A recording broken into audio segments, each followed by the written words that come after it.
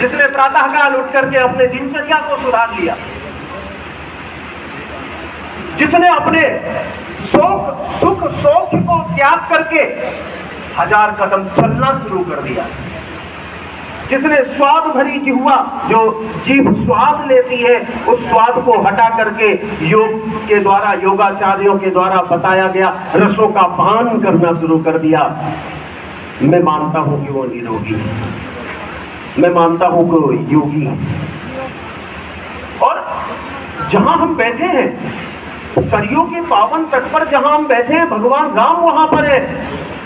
और सत्य बताऊं तो आप झांक करके देखो, आप पीछे मुड़ करके देखो, एक बार जब उस स्पंदन को देखोगे, भगवान राम से बड़ा कोई योगी नहीं हुआ। 14 वर्ष जंगल में बिताए, योगी ही बिता सकता है। एक पेड़ के नीचे अगर जो हमें बैठना पड़ जाए पूरे दिन, मुझे लगता है पूरे दिन अगर जो मुझे बैठना पड़ जाए तो मैं 1000 बार सोचूंगा कि मैं कैसे बैठ पाऊंगा, हवा लगेगी, भूख लगेगी, प्यास लगेगी, पता नहीं क्या क्या होगा, किस प्रकार से होगा।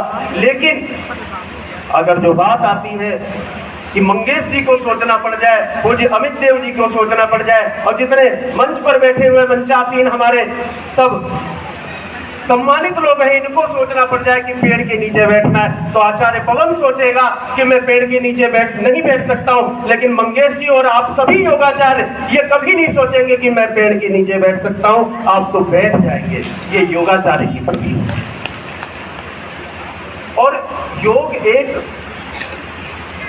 साधारण क्रिया ही नहीं है, योग एक विचार है, योग एक परामर्श है, योग एक अध्याय है, योग एक रास्ता है। उस रास्ते पर चलने वाला प्रत्येक व्यक्ति, इस जीवन में क्या क्या चाहिए होता है? धर्म, फिर अर्थ, फिर काम, मोक्ष। मोक्ष तो चतुर्थ पहिया हो गया, चौथा पहिया हो गया बहुत देर बाद, कोई सोचता ही नहीं। मुझे नहीं लगता है कि जीवन में कोई ये सोचता होगा कि मुझे मोक्ष प्राप्त करना है, सोच में नहीं आता, क्योंकि इतना व्यस्ततम जीवन है, इतना सब कुछ चल रहा है, उसमें ये समझ ही नहीं आता है कि हमें मोक्ष है क्या, मोक्ष किस प्रकार से चाहिए, शरीर का चाहिए, मन का चाहिए, बुद्धि का चाहिए, विवेक का चाहिए, किसका मोक्ष चाहिए।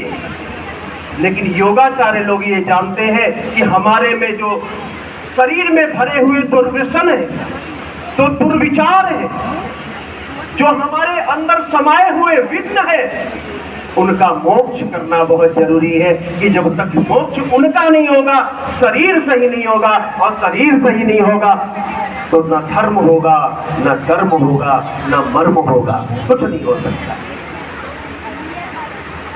दानम दरिद्रस्य प्रभो झमित्वम यूनां तपः ज्ञानवतां च मौनम्। ताकि किसी के पास में कम पैसे, ये श्लोक कहता है कि किसी के पास में कम पैसे हैं, उसके साथ वाला या उसके सामने कोई व्यक्ति बहुत बहुत पैसे दान कर रहा है, बहुत दान कर रहा है।